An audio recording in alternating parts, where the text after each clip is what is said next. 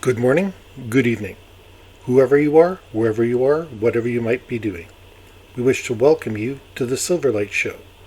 The Silverlight shines to illuminate that which lies hidden in darkness. For those of you tuning into today's show on hostile architecture and mind control, we would like to welcome you in. Quick shout out to our sponsors. On Twitter or on Facebook, at Affinity WES. That's at Affinity Writing and Editing Services. If you do anything with words, they're there to help. Whether it's a presentation, whether it's a proposal, they can clean it up and make it look like $1,000,000. They have the Silverlight seal of approval. Over on Etsy, Hippie Witch Vibes. That's Hippie Witch Vibes. If you're into tea, if you're into curios, and if you know the power of crystals, Hippie Witch Vibes on Etsy has truly unique products for you. If you'd like to contact the Silverlight Show on Twitter, it's at Silverlight Live, all lowercase. That's at Silverlight Live. For email, silverlightservices@gmail.com. That's silverlightservices@gmail.com. After all that preamble, we can get into the story of this week. So I'm back in the bunker. Unfortunately, a lot has happened over the past couple days since I recorded the last episode. The bunker was completely unavailable. Had a sewer backup. And it was quite an extensive one. So fortunately, not much got damaged, but still a severe annoyance to have sewage in your living area. You know, that means you can't go there because nobody wants to be standing in sewage. In some countries, that's actually believed to make you unclean. Fortunately, I'm not unclean, so you don't have to turn off this broadcast at the present time. But it started making me realize about areas that are denied to us and why they're denied to us. Many years ago, I was but a young lad, and I was in Washington, and it was a big military park, and I apologize for not remembering the name.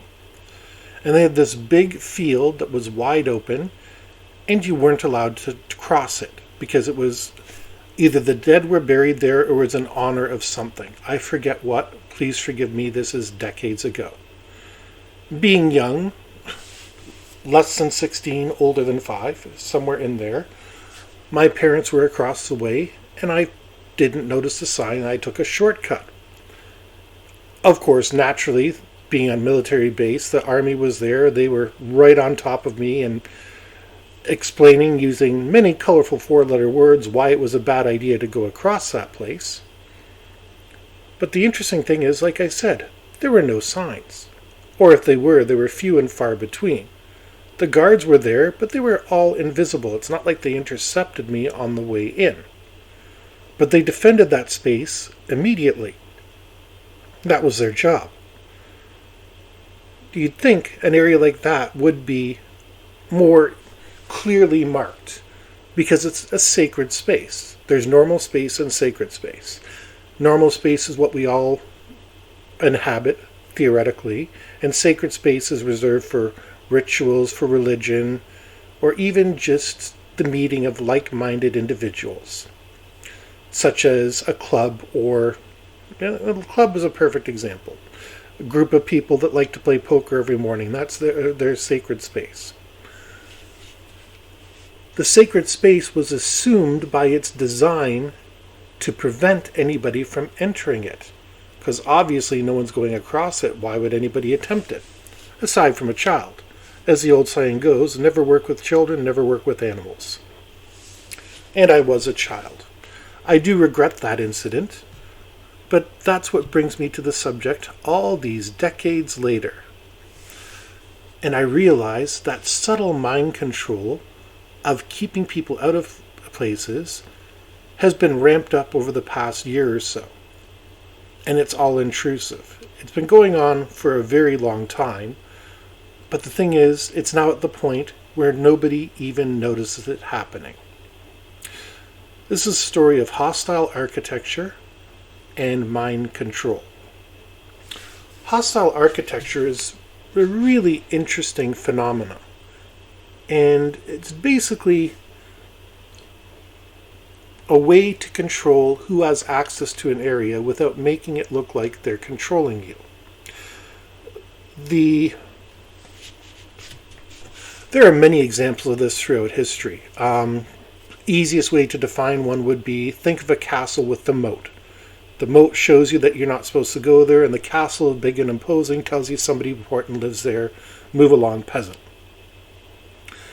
In the 19th century, so the 1800s, they had a problem with people peeing on buildings because, 1800s, we're talking frontier times, steam technology was in its infancy, and people had to go pee. There were no porta potties. Their public toilets were virtually non-existent, and people were used to kind of taking a dump wherever they were. So architects developed these little buttresses on the outside of buildings, and they were angled at such a way so that if you felt the need to answer the call of the wild, it would be reflected back in your face. Simple, elegant, and effective. The best plans are always simple, and just by changing the angle of the walls right around where people's waste were, it discouraged people from urinating in public. Great design, but still, it's mind control. It's making you decide to go somewhere else. And that's what mind control is, making you avoid an area or avoid an entire set of areas just because of who you are associated with. One of the best known examples of hostile architecture is against the homeless. Seattle spent tens of thousands of dollars putting up bicycle racks underneath a bridge that was slated to be demolished. Now, to the casual person, they're thinking, oh, this is progress. They're putting up bike racks. That's good for the rest of us. But the bike racks weren't there to be used. The bridge was coming down. The bike racks were put there to prevent the homeless from sleeping there. That's right. They spent thousands of dollars installing bike racks just to keep the homeless people away from an area that was already abandoned. They do this still today. For anybody who drives around to downtown, I'm sure you've seen those little concrete spikes in areas where cars drive by, and it's just designed to prevent homeless people from setting up tents and camps. It's invisible or nearly invisible unless you're looking for it, but you've noticed it out of the corner of your eye. It doesn't concern you, so you drive on by. We've seen benches get very complicated lately. We all grew up with those simple wooden benches that were easy to put together and cheap. But now, governments and townships are spending untold dollars in developing these weird, uncomfortable benches to prevent them from being used for people to lie down on. Again, this is the theory to stop the homeless people. But I can tell you, I have been completely not homeless before and laid down on a bench. Nothing wrong with it. There's nobody around. There's a story involving myself and one of my former romantic interests, and we were in a public situation. We were down by the waterfront in Halifax, and she laid down because she was tired, and she put her head on my lap, and I was sitting up like anybody would and had my hand on her head, and we were just talking like any normal couple would. And this woman came by, and she was pushing her baby carriage, and she looked at us and hissed, "Get a room, you two!" Now, we were not doing anything. She had her head in my lap. Her face was facing me, and I'm a tall guy, so my head was significantly far away from her. Nothing happened, just this woman suddenly thought we were going to do some hanky-panky in a public space. Really weird, but this is what happens with people. They think of a problem, they identify it, and then they go nuts trying to solve it. And that's where hostile architecture comes from. Hostile architecture gets its root in what's called defensible space. And Oscar Newman put out 5 basic principles for designing defensible space. And defensible space is basically, the theory behind it is, if somebody is accessing that defensible space that isn't supposed to be there, the residents will feel easier challenging that person coming in. Because think, for example, a courtyard in your apartment. Say it's an apartment with 4 apartments in it, so you would know the other people fairly well, and you see a new face. You would go up to them, maybe introduce yourself, maybe say, "What are you doing here?" Whatever, but you would feel confident knowing that is your space because you know the people there and that person hasn't been there before. Or maybe they're there and they say, "Oh, I'm here, I'm visiting so-and-so," whatever the case is. But the idea is that is your sacred space, that is a defensible space. And Oscar Newman's actual words are very aggressive in defining this defensible space. It's point number 1 is the assignment to different resident groups the specific environments they're best able to utilize and control as determined by their ages, lifestyles, socializing proclivities, background, incomes, and family structures. That's point number 1. We can already see there's a significant barrier there between the homeless, who are not given or allocated an area as defensible space because they're homeless. So basically, if you don't have a place to live, you lose your right to security. You have no defensible space. And hostile architecture is designed to work against you. The second point, which I briefly touched on, is the territorial definition of space in residential developments to reflect the zone of influence of specific inhabitants. Residential environments should be subdivided into zones which adjacent residents can easily adopt proprietary attitudes. In other words, you should know your neighbors and know who they are.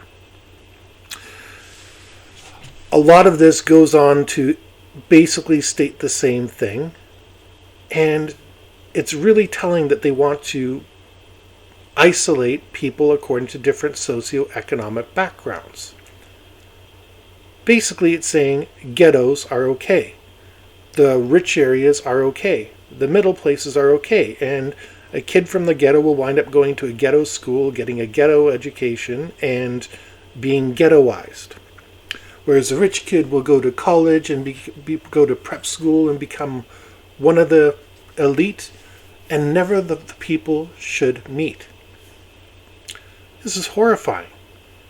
It's basically trying to maintain the status quo. And by adopting hostile architecture, we're perpetuating that on everybody. Because the rich people know to stay in the rich areas, and the poor people will be pointed out as soon as they come into the rich areas, whether they're walking through. And I'll be honest, there's a rich area not very far from where I live. I rather like to drive through and see the beautiful gardens that these people have. The houses are beautiful. During Christmas, they put up some beautiful lights. And while I'm not a Christian, I absolutely appreciate Christmas lights. Who doesn't? They're pleasant at Christmas time. I don't much appreciate them in November, and I don't much appreciate them in February. But at Christmas time, I'm absolutely up for a show of Christmas lights. Again, I'm putting up a barrier around a holiday. That's a defensible space. Christmas at Christmas time, not elsewhere. Homeless people, however, wind up having no rights in all of this. Do you know who winds up having no rights in all of this? Young people. That's right. Young people are marginalized. Remember, in point number 1, he specifically says, which Oscar Newman specifically says, that the utilization and control of space should be determined by ages and then lifestyles. So age comes first. In other words, those young punks that are rattling around on their skateboards and playing their crazy music, and eating Tide Pods or whatever the latest craze is. Sorry, I haven't been a teenager in a long time. But I know we did a lot of crazy stuff back then. And I know teenagers do a lot of crazy stuff right now. It's just the nature of the beast. You're prone to experiment. You're just getting your mind together, your body together. You're going to experiment. And malls have been taking advantage of that. There's a specific tone, it's called the mosquito noise, that for some reason the older you are, you lose the ability to hear it. But if you're below 21, it's an annoying sound like a mosquito. A lot of malls play this, or they play unpleasant music like Frank Sinatra, which young hip kids don't want to hear Frank Sinatra. They want to hear Limp Bizkit and Daft Punk and whoever is the latest rapper that's successful. I don't mean to insult rappers. I'm actually fond of a few of them, but I pick on them because they represent a particular segment of society, and yeah, it's an easy touchstone for me to work with. So don't think I hate rap music in particular, or the people that listen to it. I just use it as an example. I can say the same thing about country. Nobody who listens to Frank Sinatra is going to be wanting to be around country folk or rap people, and vice versa. And it's a subtle means of mind control. Just by playing music that annoys the young folk, the mall owners can then say, we've protected our building and saved ourselves this amount of money just by playing music. Mind control. The homeless won't go near a mall. They'll only go on the outsides. Now, they do have money. They don't have a lot, but they stay on the outsides and beg for more money rather than go in. Because they know the second they go in, security is going to pounce on them. Why? Because the space of the mall, despite it being communal space, is defended against the homeless. Kids, teenagers, have their specific area of the mall. Most of the stores geared towards teenagers always tend to be in the same area of the mall. And it's not near where the expensive stuff is usually, because kids don't usually buy expensive jewelry.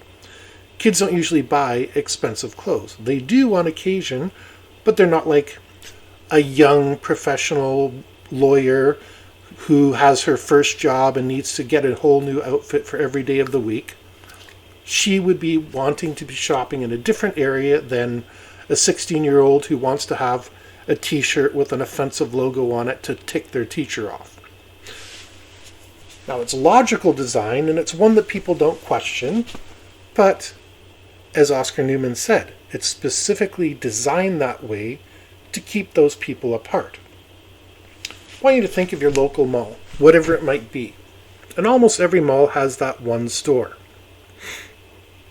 And it's incredibly bright, it's got the big white lights everywhere, and it's got expensive merchandise, be it suitcases, jewelry, fashion items, whatever it is, and either the price tags are not displayed or they're displayed in huge numbers.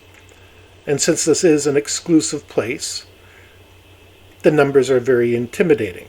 There's usually one rather attractive young lady attendant who of course will pounce on you the second you walk in the door, because you're not allowed to browse in places like that. You're expected to come in, drop your money, and get out. Now, why is that? If you go to a bookstore, it's expected that you browse. It's expected that you take some time. Places like Chapters and whatever the local bookstore is today, Chapters, Indigo, whatever it might be. Sorry, they've been merging so much, I've lost track. They expect you to come in, spend time, have a cup of coffee, and read a magazine. They're making money off you no matter what.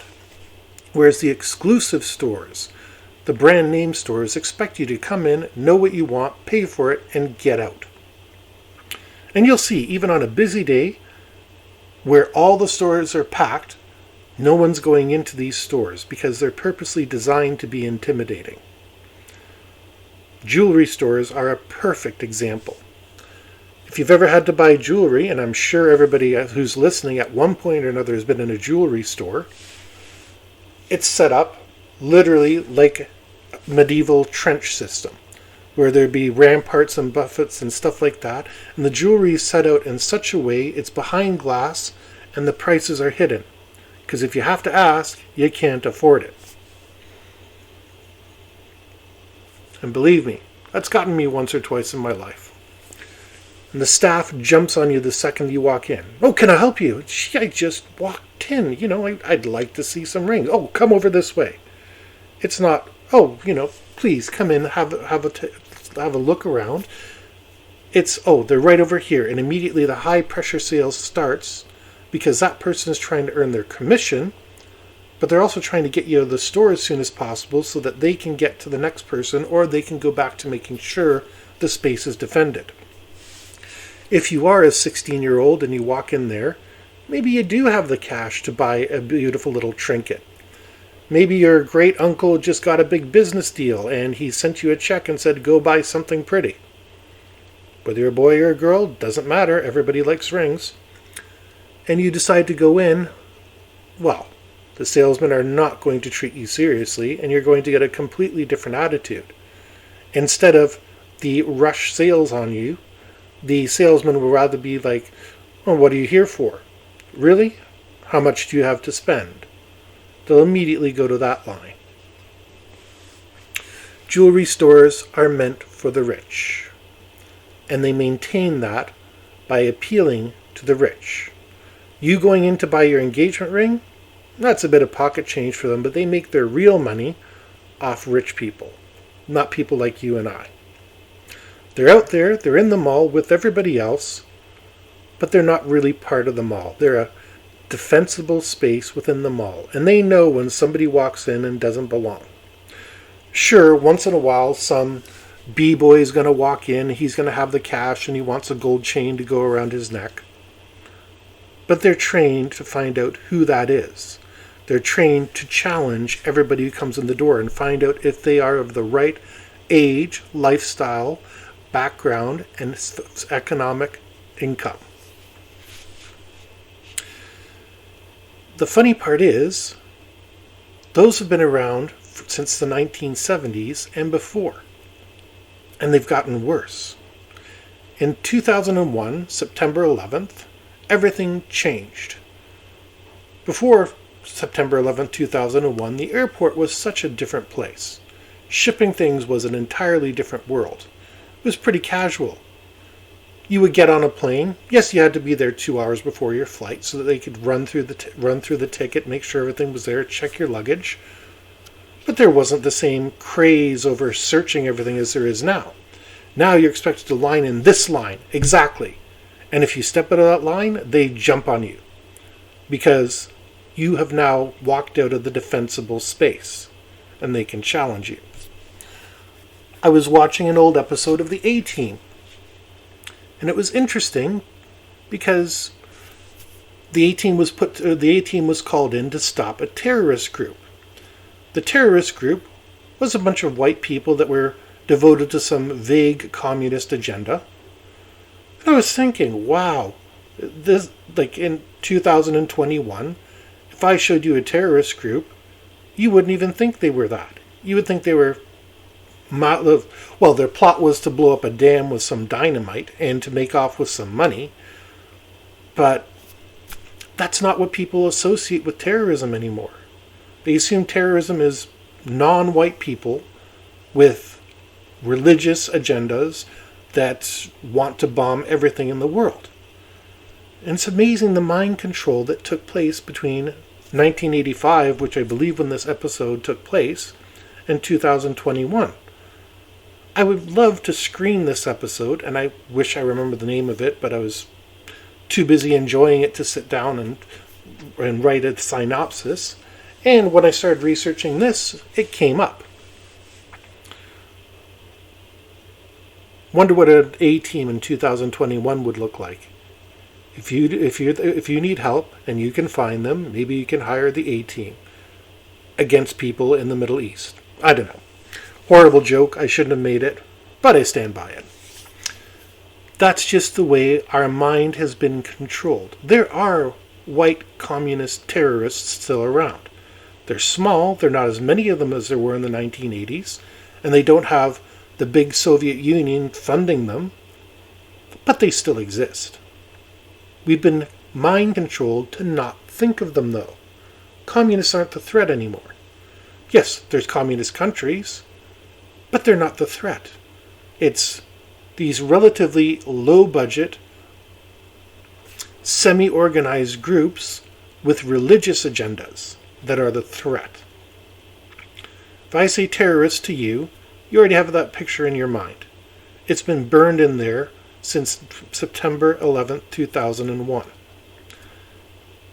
And people of that particular ethnic persuasion do get selected more often than not for so-called random screening. They do cry out and say this is unfair, but we let it go on because, after all, it was them. Question is, who is them? Osama bin Laden, the so-called mastermind of the 2001 attacks, was technically a stateless individual. He had a multinational organization. He wasn't working for anybody other than himself. But when somebody with a turban comes, no matter what country they came from, whatever religious affiliation they have, they are immediately under suspicion. And in a modern world, this should be unthinkable. We pass by people in the streets constantly with different garbs, different makeup, different hairstyles. We used to be taught in school, don't judge a person until you get to know them. And that was the way we did things. But we've been mind controlled to be suspicious of each other, to turn on each other. Just like I said last week, we've been mind controlled into not trusting each other. So we can't unify. And it's so subtle. By using architecture, by defining places, by putting the rich people in one area and the poor people in another, it's created different mindsets and different mentalities.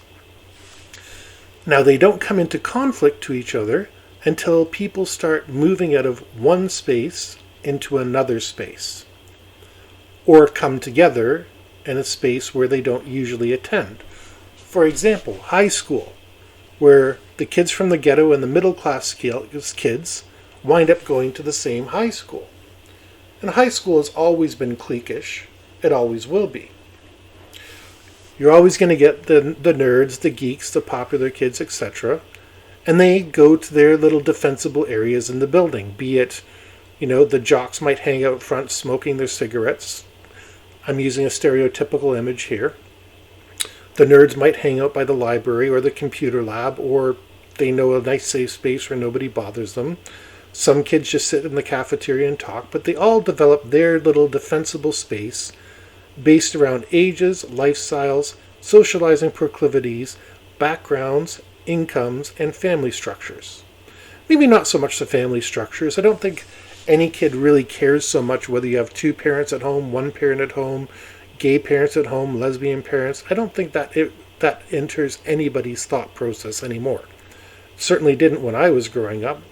But then again, I don't consciously know of any examples of it when I was growing up. 1980s was a very different place. The important thing is, the mind control starts from birth. And it's all defined by architecture. The civil engineers, the designers who decide the poor people are here, the rich people are here, they start it.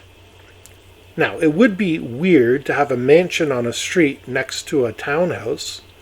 I will grant you that. It's common sense not to put them together. But they will still put areas right next to each other. A poor area smack dab right next to a rich one. They don't put the middle class area in between. They put that on another side, perhaps. But the people growing up, the kids, they don't learn to socialize until they wind up in school, till they're forced together. And that might be in grade school, that might be in middle school, that might be in high school, that might be college or university. But it's a culture shock at each level to meet new people that have come from different backgrounds and who have different ideas of their defensible space. When I was in university, I had my little defensible space. It was Jack's Pub at York University. And there was a common room just beside it. So we'd all meet there, all of our friends. We'd hang out, play some card games, chat. On Thursdays it was pub night. We'd have a beer. That was our little defensible space. And we knew everybody who was there. And we had our own little culture and in-jokes. That's the way things were. That would be ridiculous in the workplace. But just before the workplace, we're doing all these ridiculous activities. Now, the workplace is especially designed very well for mind control. There's a clear hierarchy. It's not just your teacher that you have to worry about, your professor. Now there's your boss, he's your boss's boss, the person who's the senior in your department, and you're expected to answer to all of them. Nobody enforces this. It's not like the military where the sergeant comes out on day one and starts you doing push-ups and pull-ups and it's running for 5 miles. This is all covert authority. The only authority your boss has over you is firing you. But this has become the new great terror. Back in the days when companies and people pretended to have loyalty to each other, a written warning meant something. But I have seen multiple times in my lifetime, not just for myself but others, where they don't document the verbal warnings and they go straight to a written warning. The one company I worked for that did things very well documented the verbal warnings. That was much more intimidating, but you learn to shape up and fly straight pretty quick. Because you're trying to avoid being fired. Now think about that. What is the only thing that people are afraid of being fired for? Because they're worried about money. They're worried about a loss of social status. They're worried about their defensible space being downgraded. In 2021, when everybody is suffering, we all are at risk of losing our defensible space, our homes, our sanctuaries, what defines us, our lifestyles and backgrounds. They've all been swept away because of the pandemic. And the pandemic has also forced new norms on us. Now, if you're outside without a mask, people treat you like a pariah. Grocery stores have arrows going up and down the aisle. Well, I think that's something they always wanted to do. After all, it's more orderly, and that way they can parade you past the products that they want you to buy in the order they want you to buy them. Oh, grocery stores are one of the most clever people when it comes to manipulating you. Most of them are going to drop you off into the produce section to start with. That's a very clever psychological trick. Because what do you smell? Meat doesn't smell good. Yes, once you spice it up and put it on a barbecue and do it what you want to do, it smells good. But meat in itself, whether it's fish or beef, doesn't smell good. Especially compared to a pineapple, a cantaloupe, orange. Those all smell wonderful, even in their natural state. And humans are ruled by their senses, whether they intend to or not. It's a common trick for house retailers to either bake a loaf of bread in the house that they're going to sell, or just boil a little bit of vanilla. When a person walks in, they get that smell of fresh baked bread or vanilla, and they associate that subconsciously with home. Grocery stores do the same thing. You walk in, and originally humans are herbivores that eventually became omnivores. We all love fruit, that sweet, succulent fruit. A nice big thing of watermelon dripping in a summer's day, just bursting with sweetness and moisture, is something that almost everybody loves. They want you to walk in there and get that first scent, and the first thing your brain thinks, it goes back into the primitive mode and thinks, this is a good place. I want to eat. And that makes you hungry.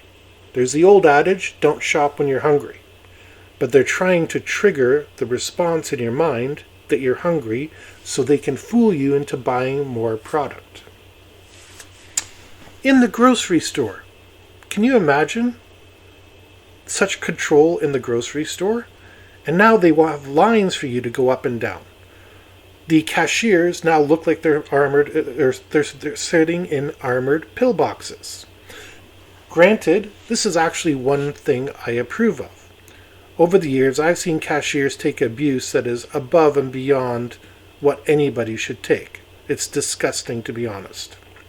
And just that little thin sheet of plastic controls the cashier's mind to make her think, I have this little bit of space between me and the customer now, so I am protected when Bob, the giant builder, comes in and starts yelling at her because he wanted the 99-cent eggs instead of the $1.99 eggs. And yes, people do lose their tempers over something that small. Money will always make people lose their minds. But we're being mind-controlled to accept all this. And no one's questioning it because it's all to fight the pandemic. Just like after 9/11, we were mind-controlled to accept there is going to be more of a police state. In the 80s and 90s, I can remember having minor brushes with the law, getting pulled over for speeding, stuff like that. And as long as you treated the cop nicely, they would treat you nicely. Whether you're black, white, yellow, purple, whatever it was, you're nice to the cop, chances are he was going to cut you a break because so many people had yelled at him that day. But they took that control away from the police officers and told them they have to give a ticket. They took the control away from the police officers, said they have to make an arrest. Let the court figure it out. So now that the police officer doesn't have the ability to exercise their own judgment, they've created an attitude of fear around them. Oh no, here come the police. Somebody's going to get arrested. Mind control. Now you're afraid of the police, and the police have become a separate entity who exists to be feared. They were always feared to a certain degree. And that's been documented elsewhere on this show. But it got much worse since 2001 when the security state came into being. Security theater is what I call it. There's no reason that we need to go around handing out fines to kids running a lemonade stand. But the police officer doesn't have that choice anymore. See you in court. That's the attitude nowadays. And nobody wants to go to court. Nobody. Can't blame them. Court is pretty boring. It's annoying. And it's time consuming. Even for jury duty. I mean, if you get called for jury duty, it takes days to go there, get interviewed, set up, and then you might sit on a trial for another week. And you're in a boring, uncomfortable place. That's because they want you to feel uncomfortable. Courtrooms, again, are designed to feel intimidating. The judge sits up, and when he comes in, all rise, because he's the man of authority. Again, we're getting back into this authority mind control where you will respect the judge. And I've seen some judges. When I was growing up, I wanted to become a lawyer, so I wound up sitting in a lot of courtrooms. And I've seen some judges who are very tolerant, and I've seen some judges who lash out at the slightest thing. My favorite story about that was a judge came in, told everybody, okay, we're going to go through all the course dockets, and all I want you to do is plead guilty or not guilty. Then we're going to divide you up, and the people who pled not guilty will deal with them afterwards, and people that pled guilty will process you and get you out of here. Now, this was actually, I wasn't observing. I had a minor traffic ticket. I think I failed to stop for a stop sign. My fault. I was completely in the wrong. I plea bargained out of there, walked out with a monetary fine. Because I wasn't stupid. It was an intimidating place, though. And when the judge calls on you, I did make the mistake of calling him sir, which it's your honor, not sir, but the judge was cool with that. He didn't turn around and verbally smack me down. I've seen other judges get absolutely livid. I am your honor, not sir. Sorry, military background, your honor won't happen again. But this judge, who was so cool with me, And I got along with the prosecuting attorney. I said, yeah, I've been a good boy. This is my first offense. I've been driving for years. I didn't see the stop sign. Got cut a break. This other guy, again, the judge specified, and again, he's setting the rules up. He's putting his mind control in place. You're pleading guilty or not guilty, and then we're going to process you.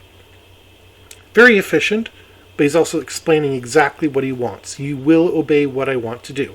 One guy decided to go off script. And when this is a natural citizen of the country, no accent, nothing unusual, he was fully awake and aware, and when the judge said, Mr. Blank, guilty or not guilty, well, Your Honor, it's like this. I was going along, and the judge stopped him. Guilty or not guilty? Well, Your Honor, you see, that particular day, and he kept trying to plead his case. And I remember the judge said, fine, Mr. Blank, you sit down over there. We're going to go through everybody else on our list, and then we're going to give you the trial that you want. Now, this was in the 90s. The judge was in his rights to do that because he had given him every chance possible. Nowadays, I've been in the courtroom in 2016, again for a minor traffic matter. The funny part is, I'm one of these people that gets nailed instantly the second I step out of line. I'm a very safe driver because I can't get away with anything. The police have a nose for me, it seems. But the court system was entirely different. You were sitting there in the seats, and the other courtroom looked clean and everything. This one, everything was wood, it was austere, and the judge didn't come in with the powdered wig, I'll give him that. But when he came in, like they were coaching you the whole way. When the judge comes in, you stand up, blah, blah, blah. And I think there was one person, they were pregnant or disabled, I forget which, and they were told they were allowed to sit. And they said, no, I will stand, because they were mind-controlled into thinking they had to stand. Or they were just trying to be a good citizen. Either way, they were so intimidated by their surroundings that even though they had a disability that would have excused them from honoring the judge, they still found it important to rise for the judge. I don't think when the judge comes in, he's taking notes and who's standing and who's not, because in every courtroom situation I've ever been in, maybe 1/3 of the people who are sitting there are the actual defendants. The rest are lawyers, family, etc., or just stupid kids like me who are there to observe and learn. That's why I kind of laugh at the judge shows. That real court is nothing like that. They're not laughing, they're not joking, they are serious as heck. And that's a communal space, a defensible space, but it's not designed for you. You are not supposed to be there, and you are told from the beginning, you're not welcome there, your opinions are not welcome there, you're not free there. You come in, you enter your plea, you sit down, you get out. Courtrooms are as old as humans because humans always have to judge. There's always got to be justice, and someone's got to be the one that lays the law down. And the architecture around courtrooms is magnificent and imposing. Again, it's income. The government has the ultimate income in the area aside from multinational corporations. And they use that to make their buildings look big, impressive, and intimidating. How many times have you walked into City Hall? I've walked in a bunch. Once to get my marriage license, and a bunch of other times because I'm not particularly intimidated by it. There's a parking garage under it, and the first level is very open. But I wouldn't dream of going to the second or third level without an invitation, and neither would most people. Most people wouldn't dream of walking in the door unless they have business there. So we can see a city hall as a defensible space, as defined by Oscar Newman. And it has hostile architecture because they don't want homeless people sleeping out in front of the city hall. And if you go in front of your city hall, you'll see defensible architecture at work. Hostile as heck.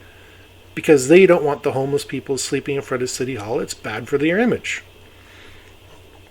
If you go in front of a stadium, sports complex, whatever you have in your city, there's going to be hostile architecture there.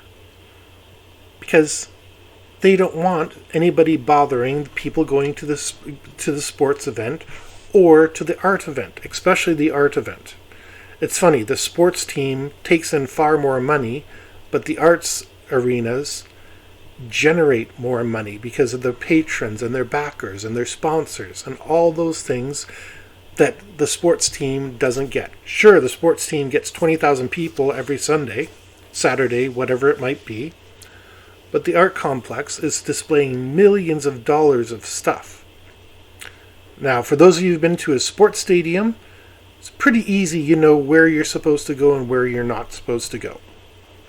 You're herded in the direction you're supposed to go in a sports stadium. You're told whether you got red tickets, gold tickets, platinum tickets, whatever it might be. Okay, red tickets, you go up this set of stairs. Gold tickets, you go straight. Purple tickets, you go down. Whatever your luxury boxes might be. Oh, there, boxes, you have elevators. Everybody is separated by lifestyle, by income, and backgrounds.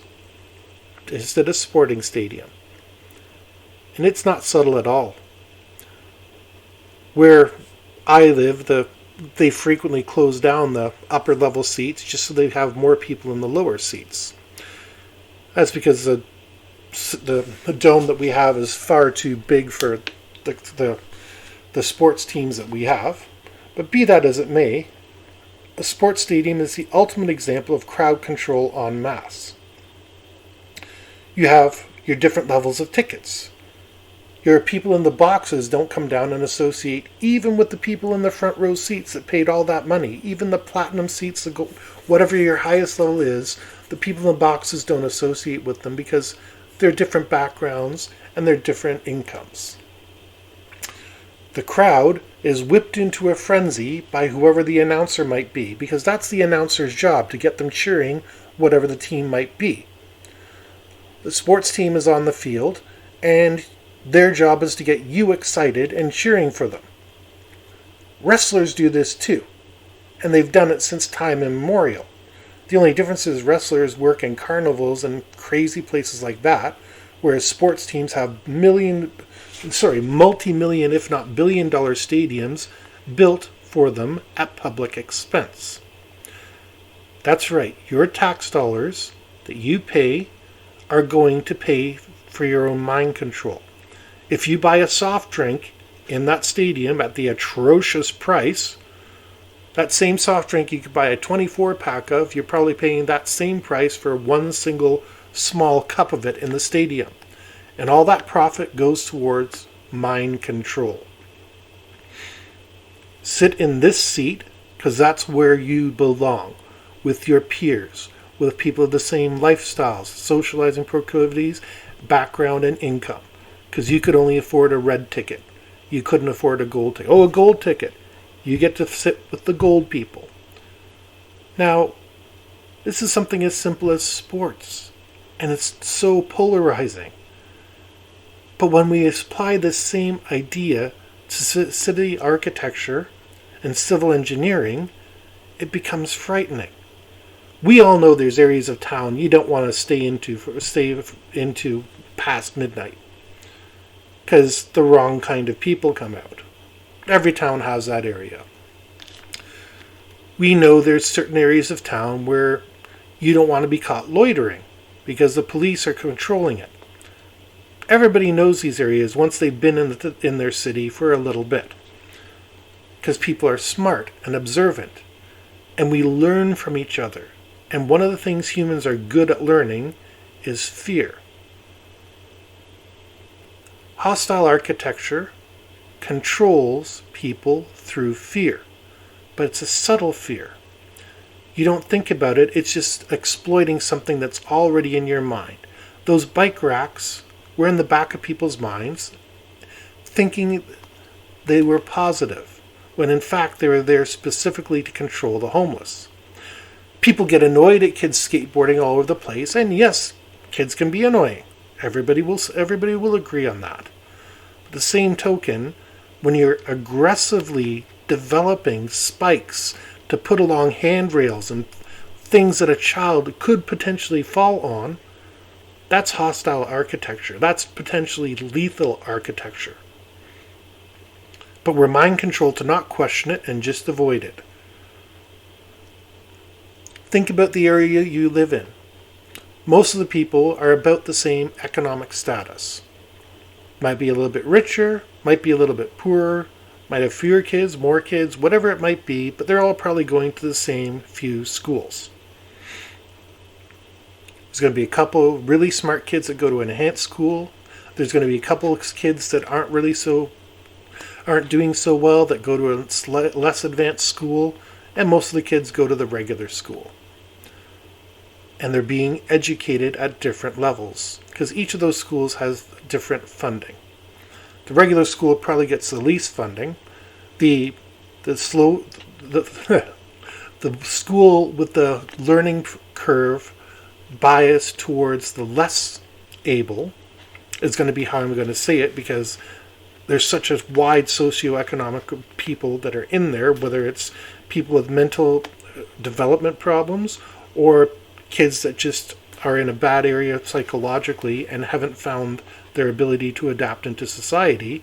They get more funding because they need to have more warm bodies to be able to control these kids. And of course the rich kids always get more funding because the parents are always available to do fundraising, they're always able to chip in, and they're able to leave a bequest, a little bit of extra money to make sure that the future kids are going to be able to be educated at that higher level. Mind control through education. And that mind control through education is based around the architecture that designs the city that you live in. So it's not just military bases keeping kids off the grass. It's everywhere in the city, all around you. Why is one park open and another park closed? Why, in fact, are we not allowed to go out to parks during lockdown? For me, that's okay, but for anybody in an apartment, it's torture. I love my family, but at the same token, I can imagine being cooped up with them for the last 4 months could have been bad if it wasn't for the fact we were all able to go out to the backyard. Being in an apartment for 4 months without being able to get out would be torture. I mean, and the only thing the government had to do to enforce that was just to simply say, nobody leaves their homes. There were no police patrols. There was nobody going door to door. At any point, any one of us could have gotten into our car and driven to, say, Niagara Falls. I don't know if anything would be open Niagara Falls, but the option was there. We could have driven, and there weren't cops stopping us anywhere saying, do you have any business being here? No. But the government managed to control our minds just by saying, everybody stay in your homes. Aside from going out to buy groceries and bare minimum things. I could get alcohol. I could get marijuana. But I couldn't go out and have a steak at the local eatery. I couldn't go out and eat chicken McNuggets unless I took them home or got them delivered. It makes no sense. And I have no idea how small businesses have managed to stay alive during all this. But the mind control has worked on us. Now, I'm not questioning the validity of the pandemic. Let me make that clear. I am staying out of that debate entirely. I'm just looking at the effectiveness of the mind control on the population.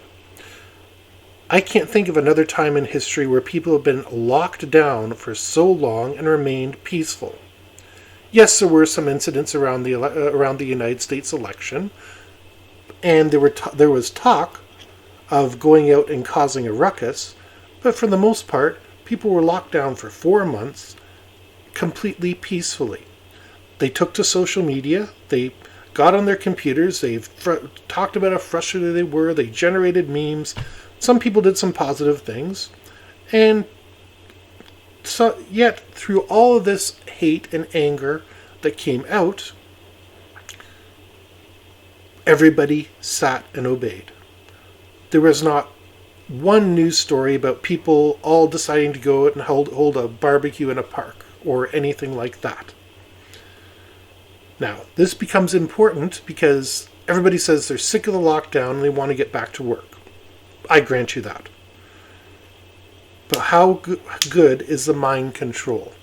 If the government decides to shut us down again, which I imagine they're going to because they keep talking about all these variants of the coronavirus, and a lot of governments have moved their projection for the recovery of the economy back to March of next year.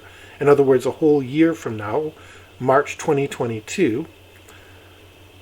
I can't imagine there's not going to be another lockdown, because cases will go up at some point for whatever reason. I'm thinking Easter, because Easter's a big holiday. People go out to meet their families, and this last lockdown happened after Christmas because people went out and visited their families, and that's part of human nature. That's what humans do. They come together. But when the cases go up, the government can shut us down, and I wonder how long the mind control will hold. Because even if we decide to break out, we have to face the pressure of our friends and family, of our local social economic status, where we live. And that is good to control many people. It's an old weapon in a sergeant's arsenal. If one person is acting up, he stands that person aside and punishes everybody else. And all those other people, remember, they were punished because of that one person. We're all being punished right now because a few people decided that their desire to go out outweighed their desire to get this over with. Let's just hope we're done with lockdowns, although I'm predicting one in September for sure, and probably around April. Sorry, whenever Easter is. I think it's April this year, but whenever it is, be expecting another round of lockdowns then. Let's just try to get through this and keep your eyes open. Mind control is everywhere. It's not just your computer listening to you. It's where you choose to eat and what you choose to step over to get there. How about that curb? It's designed to not let skateboarders ollie along it. Remember that. They don't want homeless people there. They don't want skateboarders there. And if they don't want you there, they have a way to keep you from being there. We wish to thank you for joining us on the Silverlight Show. It's been an honor hosting you all. If you want to get in touch with us for suggestions for commentary, you can comment below or reach out to us on Twitter at Silverlight Live. That's at Silverlight Live, all lowercase. Email us at silverlightservices@gmail.com. That's silverlightservices@gmail.com. And after that, there's nothing left to do but wish everybody a good day.